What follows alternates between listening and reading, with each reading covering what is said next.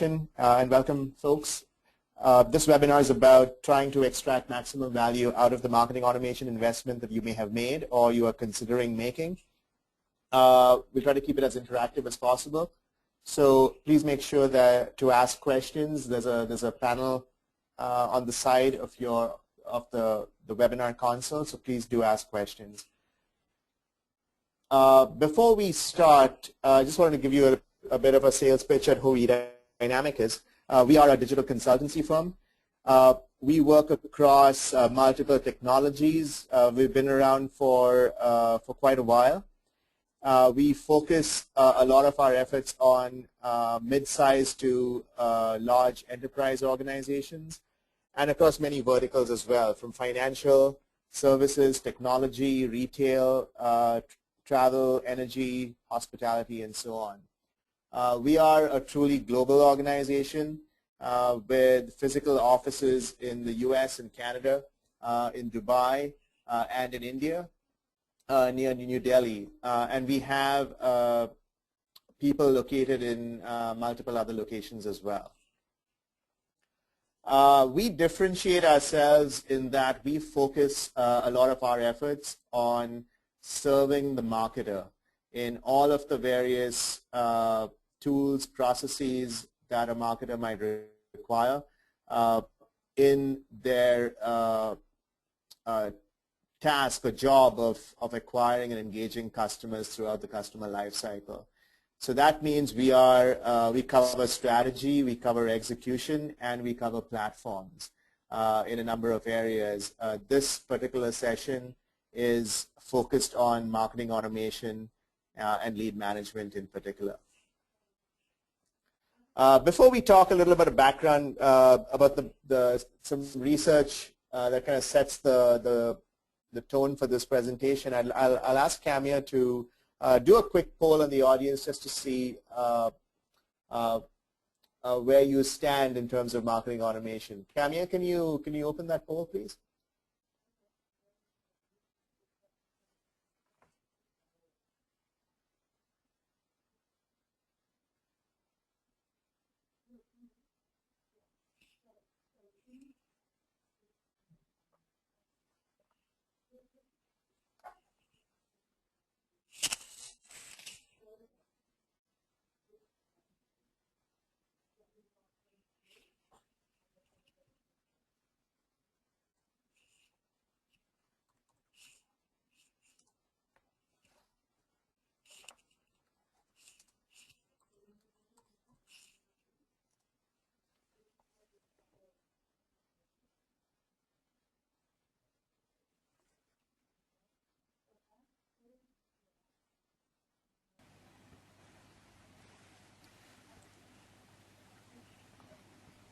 So thanks for answering that. It looks like almost the majority of you are already using a marketing automation platform, and there are about 20% of you that are considering a purchase in a marketing automation platform. So that's good to know. I have another polling question just after the research, and we'll kind of figure out where you stand there as well in the light of what we're going to talk about. So what are the pressures driving B2B marketers, and what's driving them to purchase marketing automation? The biggest need is in driving customer acquisition revenue. And this is from the Aberdeen group done a couple of years ago. The other two factors, one is a lack of visibility, which also means marketing accountability. And the third would be just the ability to engage, or the inability to engage prospects with relevant marketing messages is what's driving marketers towards a marketing automation platform. But the problem is, as Serious Decisions, the research and analyst firm, found out only about 25% of organizations are fully realizing the potential of their marketing automation platform. And this is for a number of reasons. Some of them are kind of organizational and skill set driven, because most B2B marketers are self-taught. There is no B2B marketing school where they've gone to. and there isn't much investment made in marketing skills development. But having said that, there's also certain organizations that are doing things really well, and the difference between those that are doing it really well and those that are kind of average is huge. There's almost a 7 times the inquiry to close ratio between what best-in-class organizations are doing. And we have to try to find out what best-in-class organizations are doing that the rest can follow. The rewards are huge. Like I said, this is a group that, this is data from the Aberdeen group that substantiates what Sirius says, in that there is a substantial improvement in company-wide revenue growth for best-in-class organizations. So the question again is, why is this? One of them is, one of the key areas where, which I will not talk in great detail about today, which is the demand center of excellence, but there are a few gaps that are created by marketing automation. One of them is a skills gap. Then you have process gaps. There's organizational readiness, and then there's technical readiness. The ability to integrate platforms and so on. Because of these kind of stumbling blocks, companies, organizations may not be able to get the true value out of a marketing automation platform. The truth is that to be successful in using marketing automation, it has to be viewed not so much as a tool or an appliance, but more as a process. And if you have not defined those processes up front, you are going to stumble. Having said that, we'll quickly go into a poll. But before that, again, a bit of a sales pitch here that marketing is kind of put in this deck. eDynamic's offerings are kind of aligned against to these gaps, and we build our demand center of excellence for our clients around this type of framework, which is a strategy and consulting group. We do campaign design and execution, managed services, and so on. Camia, can you open the second poll, please?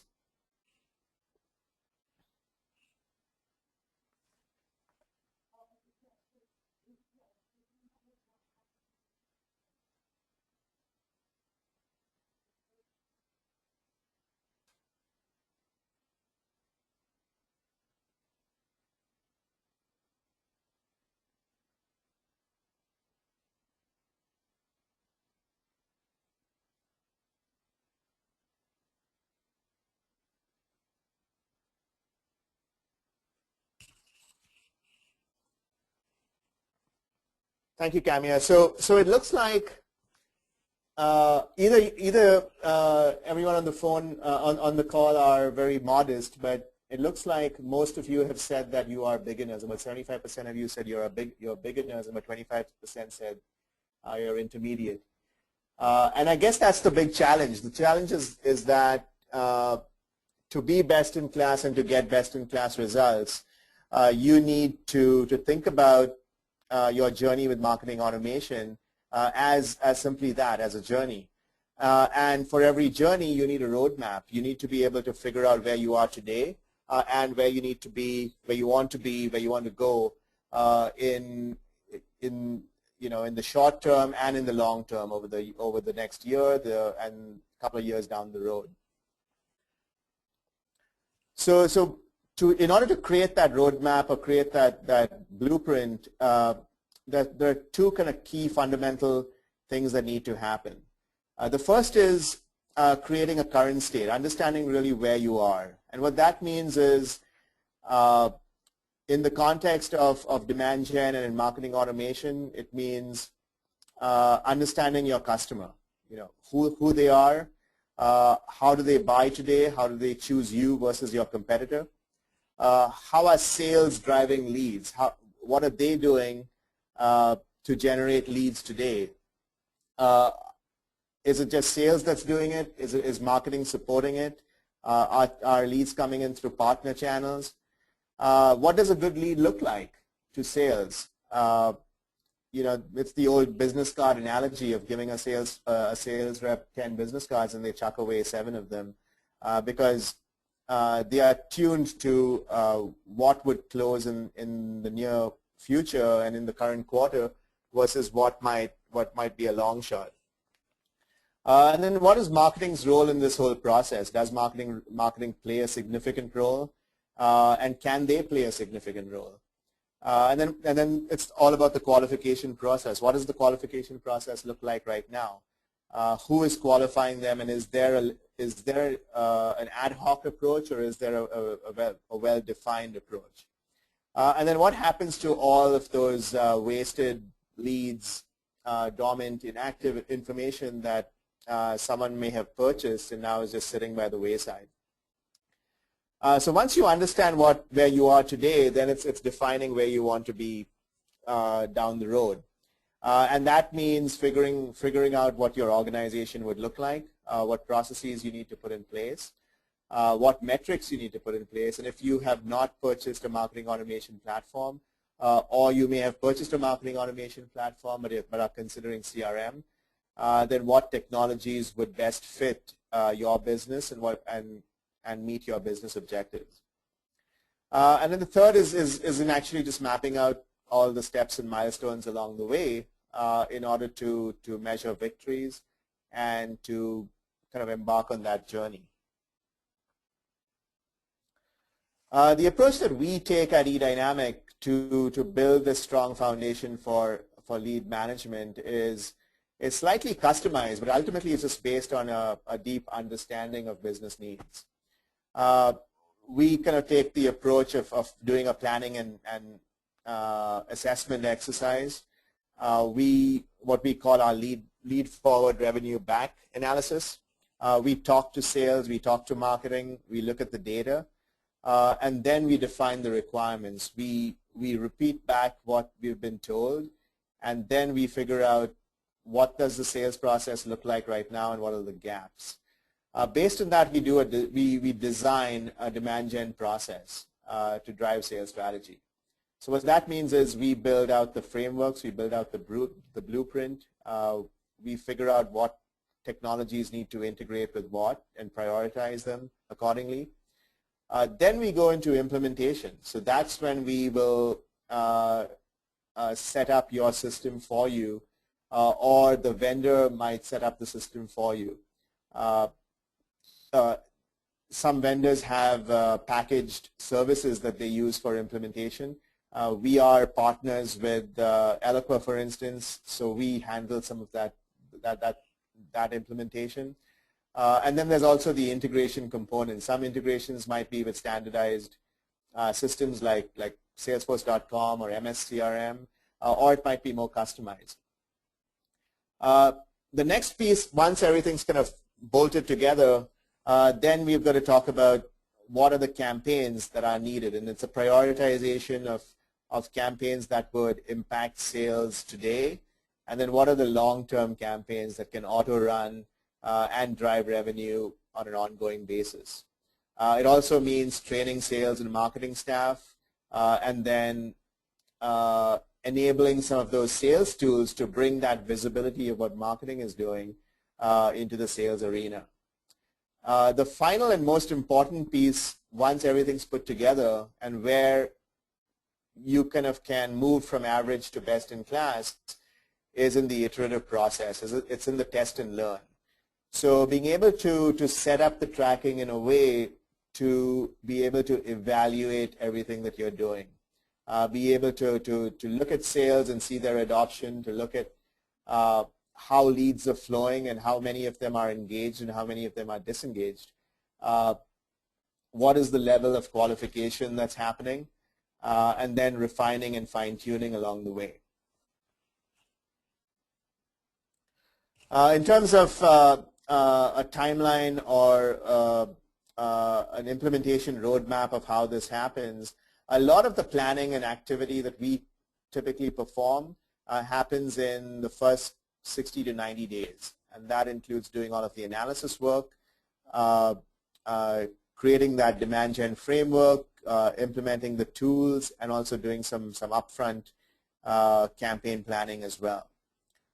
In the second phase, then we go into launching the campaign, setting up some of the visibility that sales would need to see, and starting on a journey of closed loop reporting, starting with the basics and then moving up and getting more advanced with how you measure your impact or the impact of your activities on the sales pipeline. And then once all of this is done, like I said before, then you go into an evaluate and optimize phase. So let's look at some of the key components for what in our framework. The first would be who is the customer. So typically we would do this in the analysis phase, identify who the customer is and make sure that both sales and marketing are aligned in defining who that customer is. And along with that, figure out what the buying process looks like. And again, agreeing between sales and marketing that is indeed how customers buy. Sales can sometimes be reluctant to admit that they are disintermediated from the process, but when you have alignment, you are set up for success. A content strategy is very important as part of this exercise. Being able to assemble and organize your content along mapped to the buying process or in line with the buying process, that's key. Creating a lead management architecture, that means figuring out your lead flow from all of the various activities that you're doing, bringing that in, processing it, and then routing it. I've seen this being called the revenue engine or the marketing machine, but that's essentially what it is. It's a streamlined flow of information from one process to another, from one source to another, and how all of that is articulated in an architecture. Where does marketing automation fit? So we then look at all of the integration components. So in the big scheme of things in your business, if you've got customized data repositories or data warehouses where customer data might fit, there might be telemarketing agencies that are holding prospect information. So we've got to figure all of that out and then integrate all of those various pieces together in order to do what we plan to do in the point above, which is in the lead management architecture. We then go into the programs and campaigns phase of building out the campaigns. Now that we've got content and content mapped based on the content strategy. And then finally we look at tracking, measuring, and optimizing. So let's look at each one of them one by one. So in terms of who is your customer, the lead forward revenue back analysis that we typically do not only provides insights into a lead management process, but it also tells us who your ideal customer is. And some of the criteria that we look at is the type of buyer that your customer is. Is she or he a technical buyer, one who's more attuned to the money aspect of the purchase, someone who's an actual user, and then finally someone who might be an influencer or a coach, someone who's kind of who's wearing the consultant hat and understands the systems and the processes and is kind of a resident subject matter expert. Job role and function, industry, those are kind of physical criteria that you can use. And then finally digging into the motivations and pain points. And some of this might come by talking to existing customers and existing prospects and figuring out what keeps them up at night, what makes them feel like a hero, where will they get their first raise, what's motivating them to do certain things. Is it making their job easy? Are they just tied up on weekends, catching up on work? Those are the kind of granular bits of information that you would need in order to build out that ideal customer profile. Then understanding the buying process. So now that you know who your customers are, you need to know how they buy. So where are they coming from and what is their process?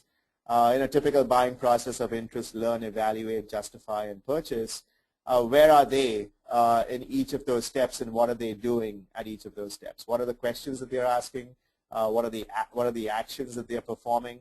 And if you know that, and if you know what their pain points and motivations are, then it's very easy for you as a marketer to build content and build campaigns around each of those various kind of subgroups. From a sales and marketing process, you can also define kind of the handoff between marketing and sales. To which point does marketing take this lead in terms of activities, and at what point marketing kind of flips this lead over to sales, and sales takes that lead on to close. So the ability to kind of do these in tandem become critical in kind of creating a best-in-class use of marketing automation. So in terms of a content strategy, there's two aspects to content. Content is everyone I think agrees that content is very important. The challenge is who owns content and how is content organized. So one way of looking at content is in context. So in context of the buying cycle, in terms of the activities that you would do at each stage in the buying cycle. So if it's top of the line activities like Google ads and podcasts and video casts and so on, down to demos and then reviews and things like that way. So how are you serving up content in the context of the buying process? The second aspect of content, or having a well-defined content strategy, is having a purpose for your content. If your content is set up in a certain way, it has to fulfill one of three types of objectives. Either it's to attract.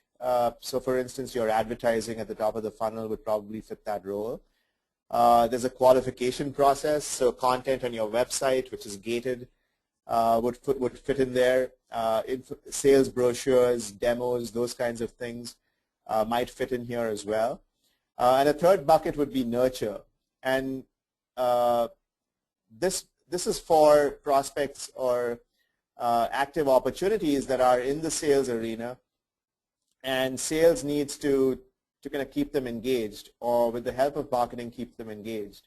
So each of these then have a specific objective and a specific purpose, a specific call to action that you can also use to measure the efficacy of your content. Is this piece of content working or not?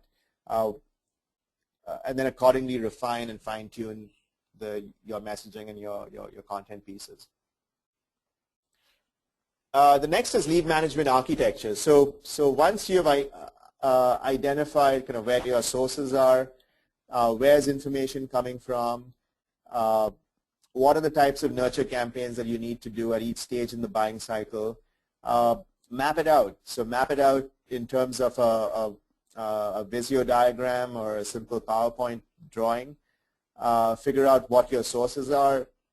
If you've got wake-up campaigns, if you've got lists from D&B or from partner channels, if you're doing events and you need to bring people in, what are the types of campaigns and messaging that you need to serve them? And then applying a scoring methodology to qualify them and then route them either directly to sales or into subsequent nurture programs.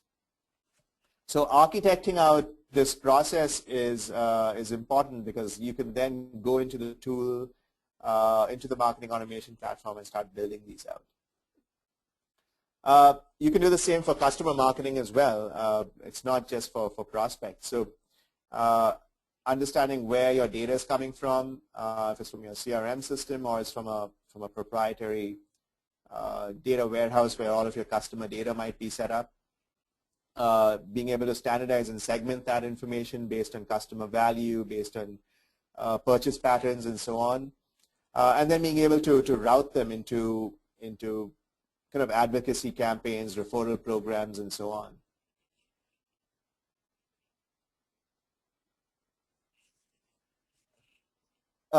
Then we go into integration. So in terms of integration, we're looking at where does marketing automation fit. So this is another way of architecting out the revenue engine, looking at all of your online channels, looking at all of your offline channels, making sure that your website becomes your main repository or your main home for all of this information. Now that necessarily does not mean just your pure website, but all of your web properties, which would include your blog, maybe it's your Twitter account, maybe it's an online community. So any web presence, this includes landing pages and microsites that you might be using as well. So bringing all of that information into your website, you then have your kind of underlay of top-line web analytics that would serve at least an aggregate purpose of telling you what your web visitor counts are and where they're coming from. All of that information should then be pushed into your marketing automation engine, where kind of the digital footprint, or the digital body language is captured. So all of that behavioral information, all of the form data that someone might be submitting, whether it's just an email address or whether it's a whole bunch of information, all of that is captured and processed and then routed. So it's either sent into a nurture campaign. If someone is kind of warm or scores high, then pass them after lead scoring into the CRM system for sales, and if not, take them down a path of another nurture campaign. And it's the same with customer data. So customer data is going to go into your CRM system or some other system, and then that needs to kind of backfeed back into your marketing automation tool as well. So building out this process then enables you to look at all of the various technologies that might be needed and what type of integrations you need to set up.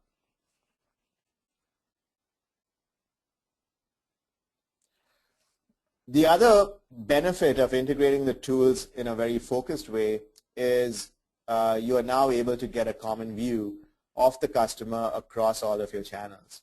So even if you take your basics like your marketing automation tool, you take your web content management system, and you take your CRM system, you can now write rules and you can write kind of integration, integration connectors between these platforms so that the information is passed between these tools and the right information is being collected as well as displayed.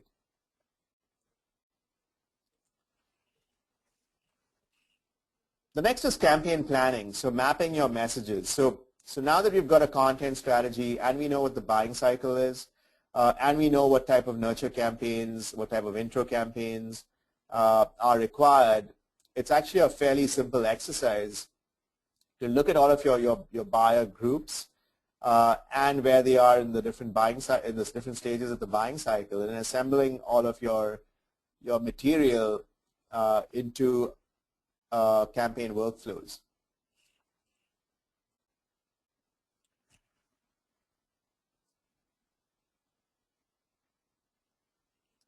The next aspect of content is creating a calendar of activities. So what that means is being able to consistently drive a lot of volume and velocity of activity.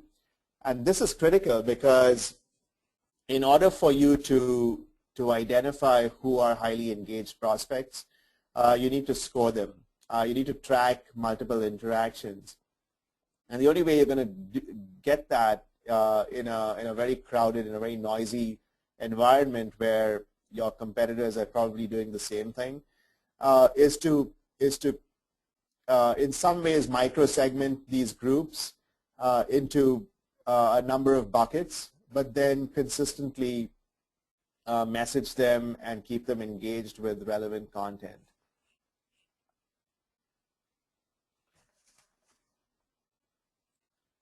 The last bit is tracking and reporting. So when you embark on your journey and as you're going through to becoming best of class, start simple. So start with the very basics. Look at your email campaigns and look at your email performance. Then look at your website visitors. So see how much of your email campaigns are driving visitor activity. And then finally find out how many of those web visitors are converting into inquiries. So how many forms are being submitted. For a lot of customers, this is all they need to measure on.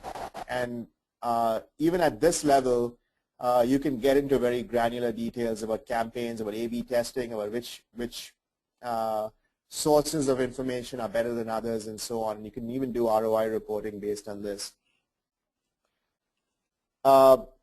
As you move on, you can add lead scoring to the mix. And now that you've got kind of top-line conversions from outbound or inbound activities into inquiries, you can now add a level of granularity to what type of inquiries these are.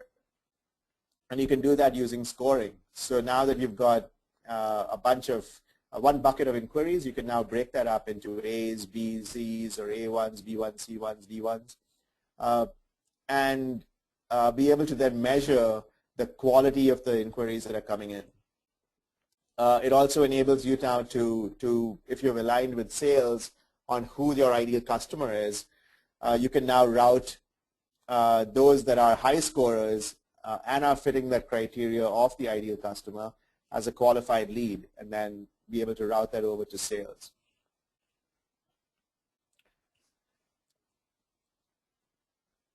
And the final step is closing the loop. So for a number of companies, that's very challenging to do, to be able to integrate and bring in opportunity and revenue information. You can always use benchmarks for revenue information depending on your business model.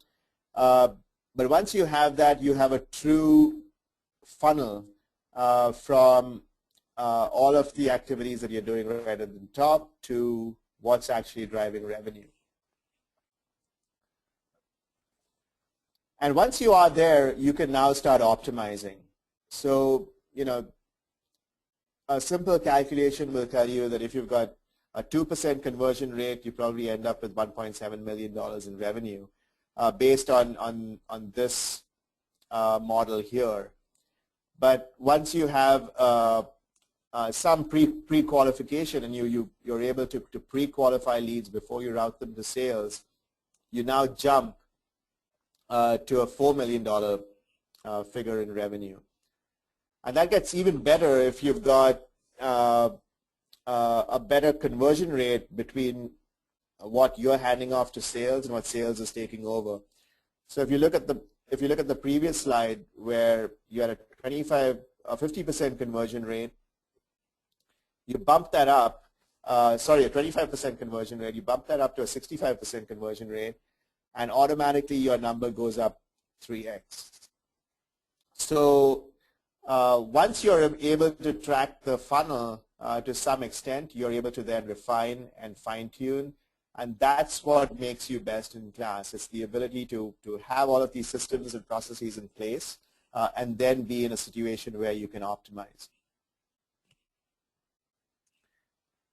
The most important, I guess, at the end for marketing is empower your sales team.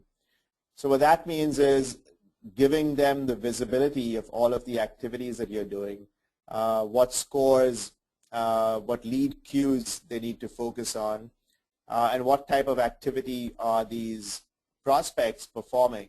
And giving them that visibility into all of that activity gives them the ability to then interact with that prospect a whole lot better. And once you've got a sales team that becomes addicted to this, your own success as a marketing organization is pretty well set.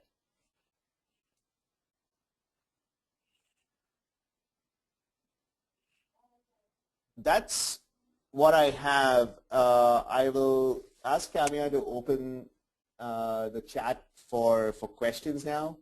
So if anyone's got questions, feel free to ask. Camille, do we have any questions?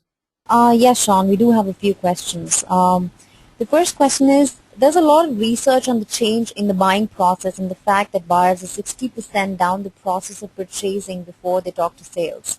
I would be curious to know how you would institute a human touch through sales or an SDR early in the process, but still assumptively assume marketing owns that contact. Uh, I'll probably have to break that question up into uh, into different bits. So the first question is about the human touch. So being able uh, to be able uh, to have someone to have a lead being processed by sales, and then bring it back into so that marketing still has control over that lead. This can be done through a triage process and being able to route a pre-qualified lead over to a pre-qualifying team that would then process that information. Marketing automation enables you to send out notifications, and also if you've aligned with sales in the process earlier of being able to say that, yes, I will accept this lead and process this, then that's where you can have a salesperson intervene, have that discovery call, have that initial conversation with the rep without actually owning that record. Typically, sales would want to own that record, so it might be the human touch might come in through through a triage group or a demand gen kind of inside sales group in order to do that. I hope that answered the question. The other part is just to address the question about marketing owns that contact. The reality is that marketing is involved with prospects right up till they close, and even after that, when they become a customer, marketing cannot ignore these prospects. So while sales might be the owner of this, might be the physical owner of the record, marketing can still communicate with these prospects. The ability of marketing automation technology to personalize messages based on using sales reps information can make it look like the salesperson is still interacting on a personal level with that prospect. So marketing is still driving the communications, but it looks as though it's a personal interaction between a salesperson and the prospect. I hope that answered the question. Camille, do we have any more? Yes, Sean. The next question we have is, if demand gen is very low, what do you suggest is the best way to start marketing automation? We use Silverpop.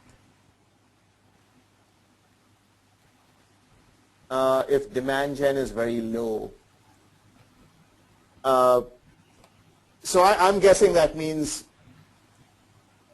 I'm guessing that means there's not a lot of activity, or either there's not a lot of demand gen marketing activity, or there isn't enough lead flow. I think the best thing to do is to fill the top of the funnel. So it means volume and velocity. It might mean doing Google AdWords. It's doing buying lists. It's doing all of that activity to kind of fill up the top of the hopper with enough leads to process and qualify and filter and score before putting it into sales. So I would say that if you've not got that, I think there's some investment that needs to be made at the top of the funnel in top line activity. Thank you, Sean. Can we have the next question, please? Yes. The next question is, what is the expected timeline from installing a marketing automation system to getting best in class? How long would it take? That's a good question, and the wishy-washy answer is it depends. Typically, it can take about 1.5 years for most organizations if they've got all of their various elements of a demand center together, which is the people, the processes, the buy-ins, the organizational readiness, as well as all of the technical bits without any issues with compliance, with legal, with IT integrations, and so on and so forth. Having said that, there are some organizations that can fast-track the process by using partners, by using experienced people, or by hiring experienced people who have done this before. I think a lot of organizations sometimes reinvent the wheel by trying to do it again, while you can leverage some of this information from people who have done it before and kind of fast track that process to getting best in class. Great. The next question is, what if after doing everything, lead quality isn't that good as expected? What should we do?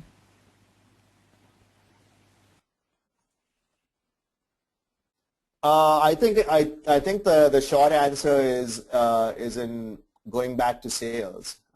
It might be that when sales and marketing sat together to define what lead quality and what leads are and what is the buying process and who the customers are, there might have been some distortion in the information that was provided or came out of those discussions. So I would say the best thing to do is to review that and get back to the table, talk to sales, figure out why lead quality is poor, and fix it that way. The last question that we have is, we are pretty tied up on resources, so while what you're talking about planning makes sense, is it feasible to implement it only with 3 or 4 people? It is feasible to do it with 3 or 4 people. You have to have the right people. So in a typical small organization, you need very operations focused people who have some capabilities, who have some technology or technical capabilities. You need someone from each of the groups that we talked about. So you need someone from an operational standpoint to do the integrations and be able to set up the platform. You need someone from a strategy perspective in order to map out the lead management process and so on. And you need a content person. So you need someone who can own content and the content strategy, and also be able to either crank it out or outsource the ability to deliver content on a consistent, regular basis. Having said that, it is difficult sometimes, just given everyone's day jobs, in order to do that, and that's where organizations like us come into play.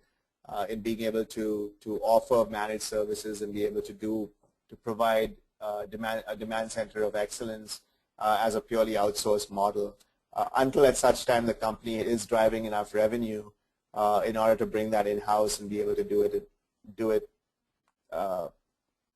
with the right people within the organization itself. Thank you, Sean. We've covered all the questions. And at this moment now, I would like to thank everyone for attending our webinar. We hope you found it informative. The recording for today's webinar will be available on our website within the next 3 business days, and we'll also be sharing the webcast URL with all the attendees via email. The next session in the series will be on Demand Center of Excellence, so please look out for the webinar invitation. And please do feel free to reach out to us at contact@edynamic.net for any questions you may have. Thank you. Thank you, Camille, and thank you all for joining.